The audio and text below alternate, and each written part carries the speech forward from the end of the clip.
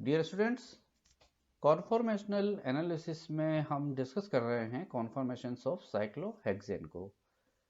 Cyclohexane के सारूपणीय विन्यास में हमने इससे पहले वाला जो लेक्चर डिलीवर किया था, उस लेक्चर के अंदर हमने साइक्लोहेक्सेन के सारूपण के संदर्भ में जो इंट्रोडक्शन था वो पूरा दिया था, जहां पर हमने उसे साइक्लोएल्केन सीरीज में स्थायित्व मानते हुए उसका और बेयर स्ट्रेन थ्योरी के आधार पर उसकी विकृति को समझाते हुए और साशे और मोर्स की जो स्टेनलेस रिंग्स के स्थायित्व को देखते हुए हमने वहां पर उसका क्या किया था, विवेचना करी थी और उनके चेयर और बोट कॉन्फॉर्मेशंस को बताया था कि उसका चेयर फॉर्म क्या होता है और उसका बोट फॉर्म क्या होता है, और साथ ही साथ एक चेयर फॉर्म से दूसरी चेयर फॉर्म में उसका जो कन्वर्जन होता है और उसके मध्य आने वाले विभिन्न जो संरूपण है, हाफ चेयर संरूपण है, ट्विस्टेड बोट है, और उन्हें वापस से किस प्रकार से वो ऊर्जा उनकी परिवर्तित होती है, उन सबको वहां पर हमने देखा था।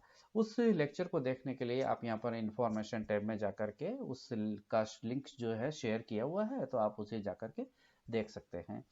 इस लेक्चर के अंदर हम डिस्कस करेंगे यहाँ पर साइक्लोहेक्सेन के कॉन्फॉर्मेशन से रिलेटेड कि हम किस प्रकार से चेयर कॉन्फॉर्मेशंस को ड्रा करें और बोट कॉन्फॉर्मेशंस को ड्रा करें, साथ ही साथ अक्षीय, एक्सियल और भूमध्यय इक्वेटोरियल बॉन्ड्स जो होते हैं साइक्लोहेक्सेन में वो क्या होते हैं, और किस प्रकार से एक अक्षीय बंध इक्वेटोरियल बंध में परिवर्तित होता है, फ्लिपिंग, यानी कि flipping of axial and equatorial bonds या interchange of axial and equatorial bonds. इन सब पॉइंट्स को हम इस लेक्चर के अंदर क्या डिस्कस करेंगे। तो सबसे पहले हम यहाँ पर देखेंगे कि चेयर कॉन्फॉर्मेशंस को हम किस प्रकार से ड्रॉ करेंगे। तो आप देख सकते हो यहाँ पर कि हमने दो पैरेलल लाइंस ड्रॉ करी हैं सबसे पहले। इसी प्रकार की आप अपोजिट पैरेलल लाइंस को यदि ड्रॉ करते चले जाएंगे तो चेयर आपकी कंप्लीटली क्या ड्रॉ हो जाएगी। ये दो अपोजिट पैरेलल लाइंस, फिर एक पैरेलल लाइंस ये है, तो एक पैरेलल लाइंस आप इधर, जैसे एक ये पूरा ये मैंने ऐसे बना रखा है, तो ऐसे ही आप एक पैरेलल लाइन यहाँ पर आप ऐसे बना दीजिए। तो आप देख सकते हो कि ये ब्लू पैरेलल, ये पर्पल पैरेलल या पिंक पैरेलल, और ये ब्लैक पैरेलल। तो ये दो पैरेलल लाइन आप बनाते चले जाइए तो चेयर कॉन्फॉर्मेशंस क्या हो जाएगी, आसानी से बन जाएगी। तो all opposite bonds are parallel. इसी प्रकार से आप यहाँ पे आप देख सकते हैं कि adding wages helps in showing the 3D structure. यदि हम वेज यानी कि बोल्ड यदि हम कर दें तो हमको वहां उसे समझने में और आसानी होगी। इसका ये मतलब है कि ये हमारी तरफ है और ये पीछे की तरफ है। तो this chair can be obtained by drawing opposite sides. ये थ्री सेट्स 1 2 हमने बना दिए, फिर हमने ये बना दिया, फिर हमने लास्ट में एक और ये और जोड़ दिया, तो ये बन जाएगा। तो आपको पहले ये मिला, फिर उसके बाद ये मिला, यानी कि इस प्रकार से आप बनाना चाहें तो ये मिल जाएगा, और यदि इस प्रकार से बनाना चाहें तो आपको ये मिल जाएगा। ये हमने बनाया था कि वेज का उपयोग करके हम ये समझ सकते हैं कि कौन सा बॉन्ड पीछे की तरफ है और कौन सा जो बॉन्ड है वो हमारे सामने की तरफ होता है। नाउ अक्षीय बंध क्या होते हैं और भूमध्यय बंध क्या होते हैं, इन्हें यहाँ पर समझना बहुत आवश्यक है। तो axial bond, the 6 axial bond, one on each carbon, यानी कि हर कार्बन पर 6 अक्षीय बंध होते हैं, are parallel and alternate up and down, समानांतर होते हैं एक दूसरे के, एक दूसरे के समानांतर, और अल्टरनेट, एक ऊपर है तो एक नीचे। ये अक्षीय बंध है, एक ऊपर, अगले कार्बन पर नीचे, अगले कार्बन पर ऊपर, फिर अगले कार्बन पर नीचे, फिर अगले कार्बन पर ऊपर, फिर अगले कार्बन पर नीचे। ये अक्षीय बंध कहलाते हैं। तो भूमध्यय बंध क्या होते हैं? The 6 equatorial bond, total bonds क्योंकि 12 हाइड्रोजन है तो 6 यदि अक्षीय है तो 6 भूमध्यय है। The 6 equatorial bonds, one on each carbon, her carbon पर होगा, कम इन 3 सेट्स ऑफ 2 पैरेलल लाइंस, निश्चित रूप से दो पैरेलल लाइंस के 3 सेट में होंगे। जैसे कि आप ये देख सकते हो कि पहला और दूसरा, तो दो इक्वेटोरियल बॉन्ड। अब यदि आप तीसरा इधर देखोगे तो इसका पैरेलल ये अपोजिट। अब आप इस कार्बन पर रह गया तो ये यदि इस प्रकार से है तो ये इस प्रकार से, तो अपोजिट पैरेलल 3 सेट्स क्या है, इक्वेटोरियल को व्यक्त करते हैं। तो इन सबको यदि हम एक साइक्लोहेक्सेन में व्यक्त करें तो इस प्रकार से देख सकते हो कि ये पिंक लाइंस तो आपको सब एक्सियल बॉन्ड्स को बता रही हैं और ब्लू लाइंस जो है वो सारे के सारे आपके इक्वेटोरियल लाइंस को बता रही हैं। तो एक्सियल एक्सियल एक्सियल एक्सियल ये इक्वेटोरियल। इसे और अच्छे तरीके से समझने के लिए आप यहाँ देख सकते हैं कि सारे हाइड्रोजन पिंक वाले तो एक्सियल हैं और सारे ग्रीन वाले जो हैं यहाँ पर वो क्या इक्वेटोरियल है। तो axial hydrogen axial hydrogen axial hydrogen axial hydrogen axial and axial और ये सारे इक्वेटोरियल। ये इस प्रकार से बॉलिस्टिक मॉडल में भी आप देख सकते हैं कि जैसे ये हाइड्रोजन यदि है तो ये हाइड्रोजन आपको ये नजर आ रहा है। तो कार्बन नंबर 5 पर वाला हाइड्रोजन ये है तो 5 वाला हाइड्रोजन आपको ये नजर आ रहा है और नंबर 2 वाला हाइड्रोजन ये है तो नंबर 2 वाला हाइड्रोजन ये है। अब यदि आप इसी व्यू को साइडवेज यदि देखते हैं तो साइडवेज में आपको सारे के सारे इक्वेटोरियल बॉन्ड्स जो ग्रीन वाले वो इस प्रकार से दिखेंगे और 3 बॉन्ड 1 2 3 3 हाइड्रोजन जो एक्सियल अप हैं वो ऊपर नजर आएंगे और ये 3 एक्सियल ये डाउन में नजर आएंगे। अब यदि इन्हें आप टॉप में देखोगे ऊपर से तो 3 एक्सियल हाइड्रोजन जो हैं पिंक कलर वाले वो ऊपर से नजर आएंगे। तो सारे जो इक्वेटोरियल हैं वो देखिए इक्वेटोरियल बाहर की तरफ नजर आ गए।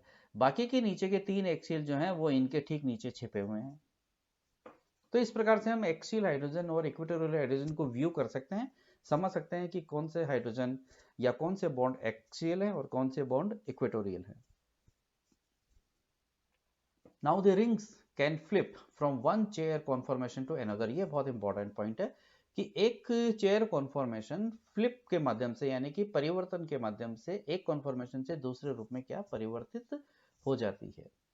अब आप देख सकते हो यहाँ पर कि 1 2 3 एक्सियल है तो 1 2 3 ये एक्सियल है, रेड कलर वाले ध्यान रखना एक, और जो ब्लू कलर वाले हैं वो सारे के सारे क्या इक्वेटोरियल है। यदि इनका रिंग फ्लिप हो रहा है तो क्या होगा कि ये वाला जो एक्सियल है वो नेक्स्ट कार्बन पर इक्वेटोरियल में कन्वर्ट हो जाएगा।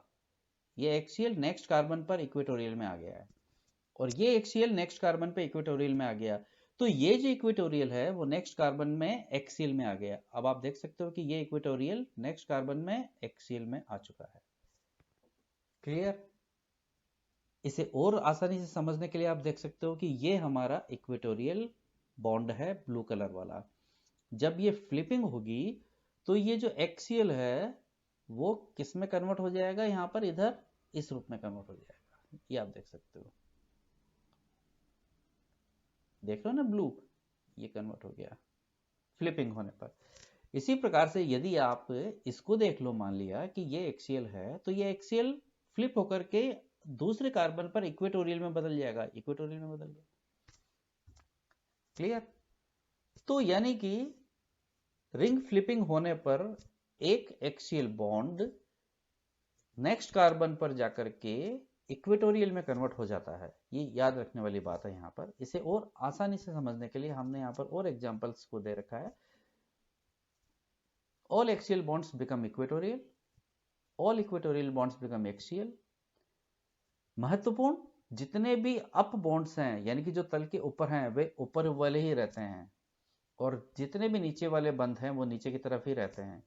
अब आप देखिए ये एक्सियल यदि अप था तो जब इसका फ्लिपिंग होगा तो ये अगले वाले कार्बन पर इक्वेटोरियल पोजीशन में तो आएगा लेकिन ये ऊपर ही रहेगा, ऊपर की तरफ। ये इक्वेटोरियल अप, इक्वेटोरियल डाउन नहीं है, इक्वेटोरियल अप पोजीशन में, या जैसे ये इक्वेटोरियल डाउन है, नहीं, ये इक्वेटोरियल अप ही रहेगा। अर्थात फ्लिपिंग होने पर एक्सियल कन्वर्ट हो जाता है इक्वेटोरियल में। महत्वपूर्ण क्या है, यदि एक्सियल वो अप था तो वो इक्वेटोरियल में भी आकर के अप पोजीशन में ही रहेगा। ये महत्वपूर्ण है। Axial up becomes equatorial up. Again इसको यहाँ पर एक और एग्जांपल से दिखाया गया है। यहाँ पर ये आप देख सकते हैं यदि कोई एक बड़ा एटम यदि है, जैसे कि ये ब्रोमीन दे रखा है, तो ब्रोमीन एक्सियल ब्रोमोसाइक्लोहेक्सेन यदि है तो वो रिंग फ्लिप होने पर किसमें, इक्वेटोरियल किसमें, ब्रोमोसाइक्लोहेक्सेन में कन्वर्ट हो जाएगा।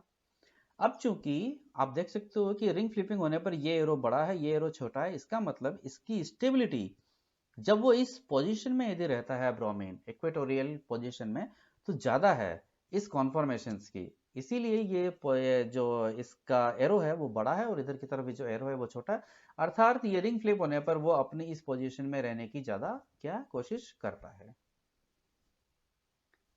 Equatorial conformation is preferred. अब इंपॉर्टेंट क्या है कि जब भी व्यवस्था इस प्रकार की हो कि एक्सियल सब्स्टिट्यूट स्थायी होगा या इक्वेटोरियल सब्स्टिट्यूट स्थायी होगा, तो हमेशा ही क्या होता है कि जो इक्वेटोरियल कॉन्फॉर्मेशन है वो प्रिफर्ड होता है। ये हमने यहाँ भी देखा है कि ये एक्सियल था लेकिन प्रिफर्ड क्या हुआ, इक्वेटोरियल हुआ है।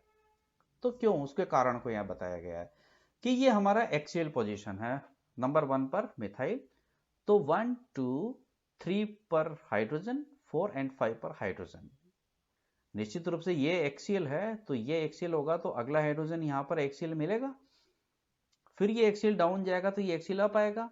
तो इस मिथाइल का इन H और H के साथ में स्टेरिक इंटरफेरेंसेस होगा।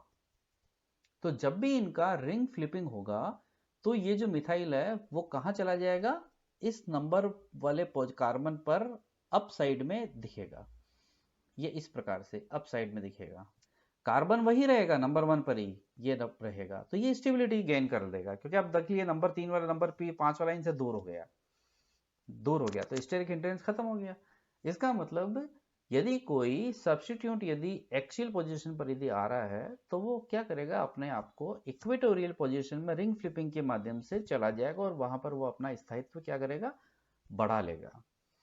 तो अभी तक हमने यहाँ पर इस लेक्चर के अंदर हमने क्या देखा कि चेयर और बोट कॉन्फॉर्मेशंस को हम किस प्रकार से बना सकते हैं, उनका स्थायित्व किस प्रकार से हम समझ सकते हैं, और रिंग फ्लिपिंग के माध्यम से एक चेयर कॉन्फॉर्मेशंस दूसरी चेयर कॉन्फॉर्मेशंस में किस प्रकार से परिवर्तित होती है, और यदि कोई मोनो सब्स्टिट्यूशन कहीं पर भी है तो कौन सा संरूपण अधिक प्रिफरेबल यानी कि अधिक स्थायी विन्यास होगा या अधिक स्थायी संरूपण होगा, उसको यहाँ पर हमने देखा है। आगे के लेक्चर में हम यहाँ पर हम डिस्कस करेंगे साइक्लोहेक्सेन्स के जो सब्स्टिट्यूट्स हैं, और भी मोनो हो या डाई हो, उनके स्थायित्व के बारे में और हम एग्जांपल्स के माध्यम से समझने की कोशिश करेंगे कि साइक्लोहेक्सेन्स के संरूपण को हम किस प्रकार से समझा जाए। So thank you.